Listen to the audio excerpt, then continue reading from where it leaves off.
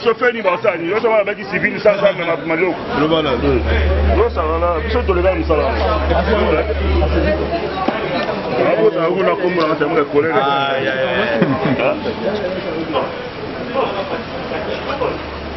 ils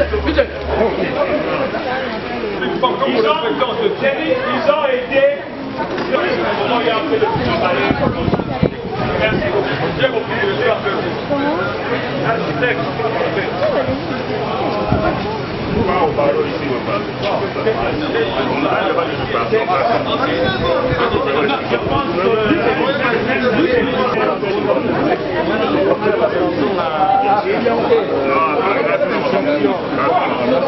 Kabanga Kadila. Oui. C'est bon. Attendez-vous. Je suis l'architecte Freddy Kabanga Kadila. Je suis inscrit à l'Ordre national des architectes au numéro 0133. Et une assemblée générale a été convoquée par un comité élu le 28 décembre 2020. Ce comité a convoqué une assemblée générale. Voilà, le conseil. Le premier conseil. Alors, à notre grande surprise, nous avons vu la police nous interdire de nous réunir dans la salle initialement prévue dans la concession Sainte-Anne. Vous les voyez par vous-même, ils sont déployés. Pour la deuxième fois, nous avons délocalisé pour faire une réaction. Nous avons délocalisé pour réagir devant la presse que vous êtes, pour dénoncer cette machination de la justice et l'instrumentalisation de l'Ordre national des architectes. Les architectes ici réunis sont quand même, ils font un métier noble et ils doivent être respectés pour ce qu'ils font. Mais on nous envoie la police pour nous interdire de rassemblement, nous interdire l'expression. Je ne sais pas jusqu'où ça va aller, mais médias que vous êtes, nous voudrions que ces images et la réaction de tous ceux qui sont ici présents parlent et que la presse sache, que la justice sache que la vérité gagne toujours. Nous sommes réunis, nous allons continuer à nous battre. Monsieur Djibale Brunel, qui s'est autoproclamé usurpateur du poste de président de l'Ordre national des architectes, sera suivi parce qu'il est en train de lancer de l'opprobre à toute une corporation. Là, la police ne sait pas qui a raison, qui a tort. Mais on ne peut pas commencer à nous balader comme des gamins, comme des vassaux. Non, nous sommes une organisation.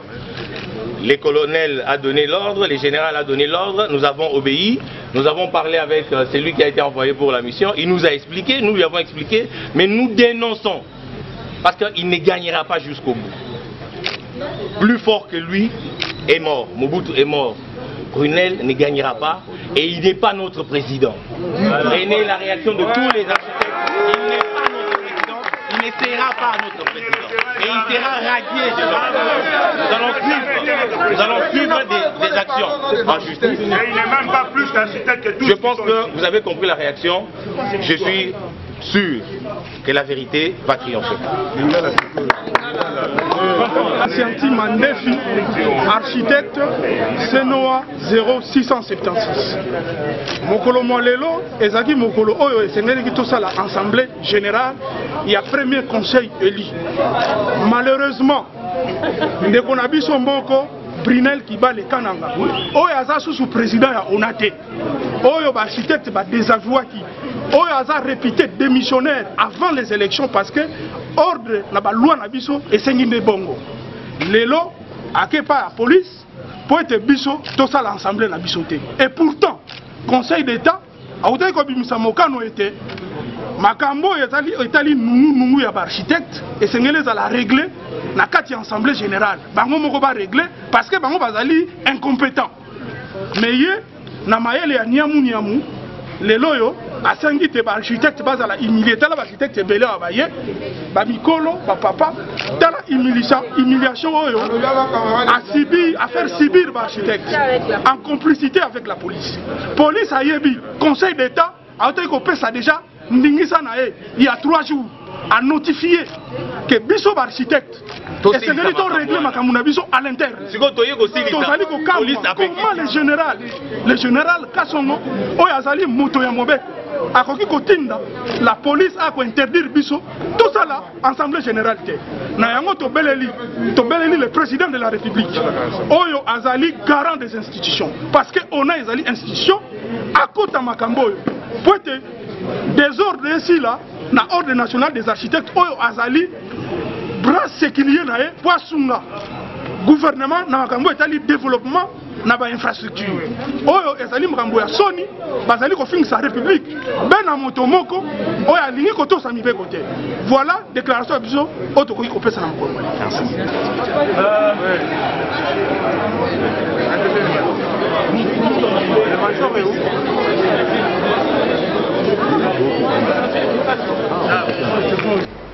Premier ministre, mais il a eu le courage du buffet.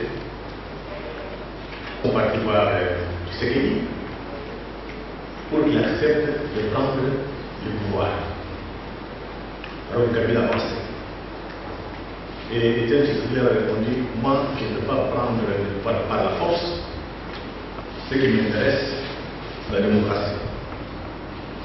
Dernièrement, en 2011, face au président Kabila, Étienne Tshisekedi en Afrique du Sud. Il y a eu les amis occidentaux qui sont partis les voir avec argent, avion.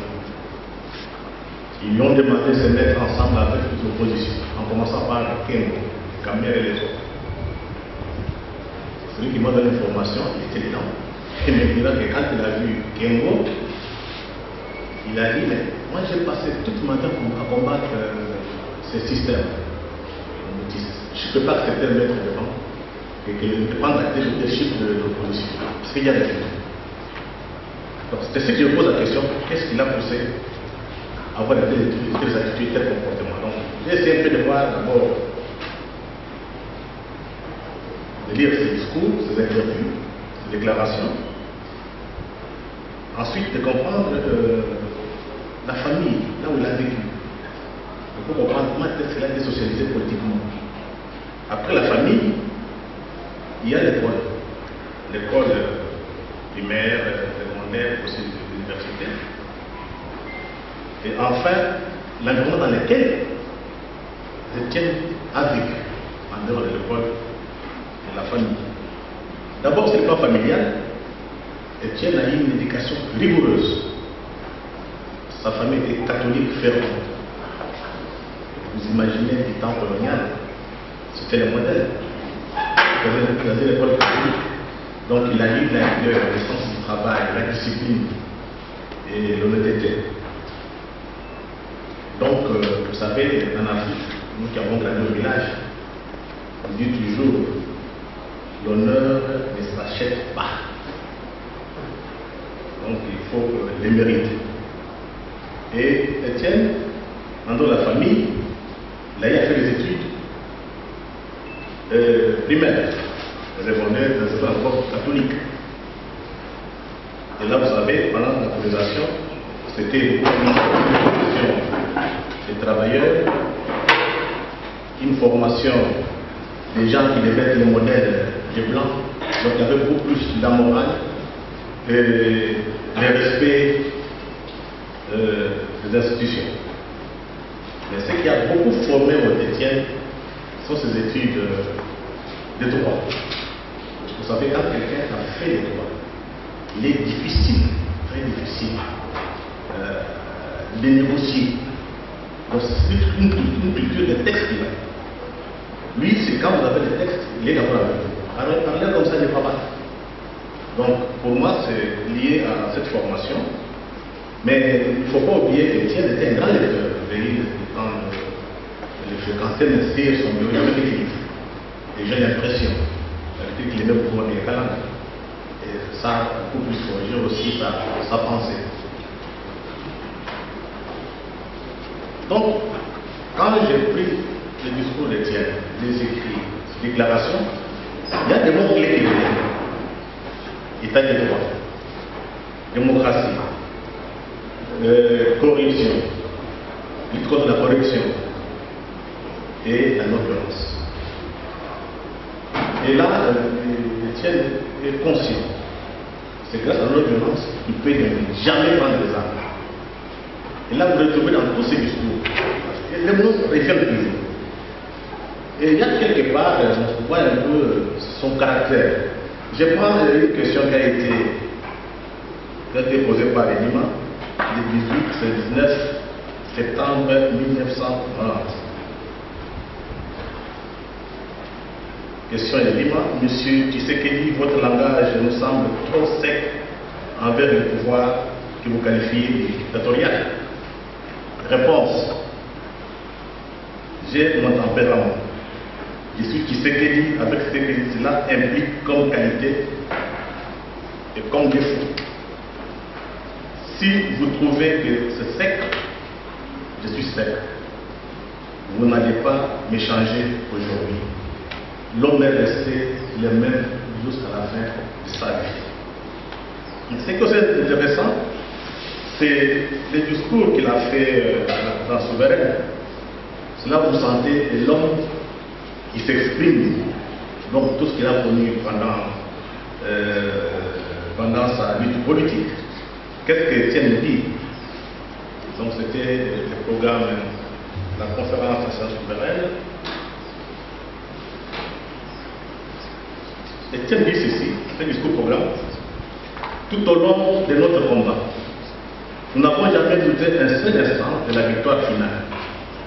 Nous n'avons jamais douté que tôt ou tard, notre peuple prendrait des sens profonds de notre démarche périlleuse, ô combien noble et salvatrice. Aussi, et c'est avec satisfaction et surtout avec beaucoup d'espoir que j'observe que cette prise de conscience extraordinaire de l'enjeu de notre pays par notre peuple. Il dit, je réitère son allemand pour marquer l'histoire, donc c'est pas par hasard qu'il a une position. Et il avait sa manière de voir la politique, à ce qui concerne la réconciliation nationale, entre les bouddhistes et les non-bouddhistes. Étienne précise, la réconciliation ne signifie pas compromission, mais rénonciation au mal et conservation au bien, attendu ici comme exigence de justice, démocratie, patriotisme, la primauté de la règle des droits, de la raison, ainsi que le respect de la personne humaine. On sent son passé à travers ces déclarations. Mais pour ne pas prendre beaucoup de temps, Étienne avait un discours envers les Congolais, mais aussi il parlait des Occidentaux. Je pense que c'est ce qu'il y a. Ça, c'est qu'il était difficile que nos amis occidentaux l'acceptent. Vous savez, il n'était pas libre. C'était très clair. Et on pensait qu'il était très radical.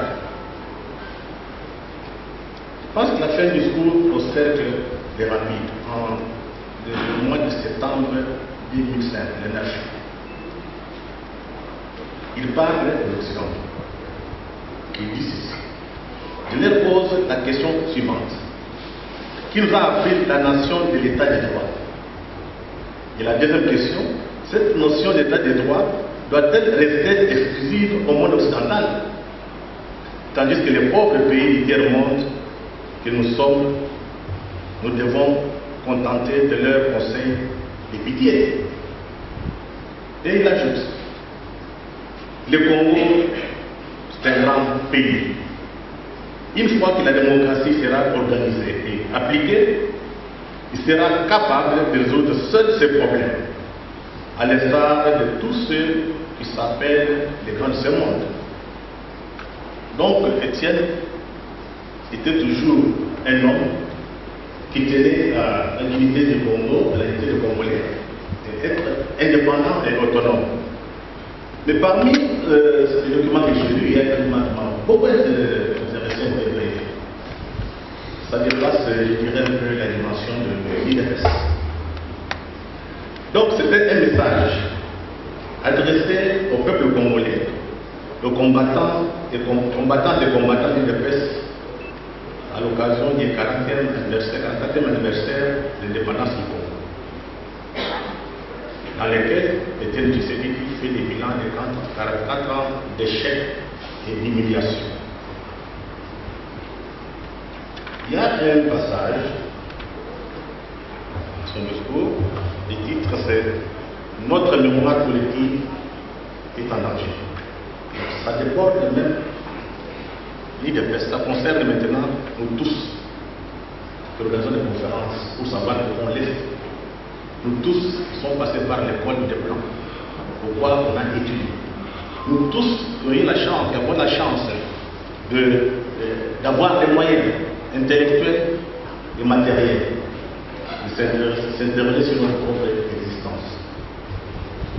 Étienne écrit: la date du 30 juin 1860 constitue ces jours, pour nous Congolais, les jours du plus grand rendez-vous de la nation congolaise avec l'histoire. Nous invitons humblement les divers témoins de notre itinéraire à s'investir sans tarder dans la rédaction de leur mémoire.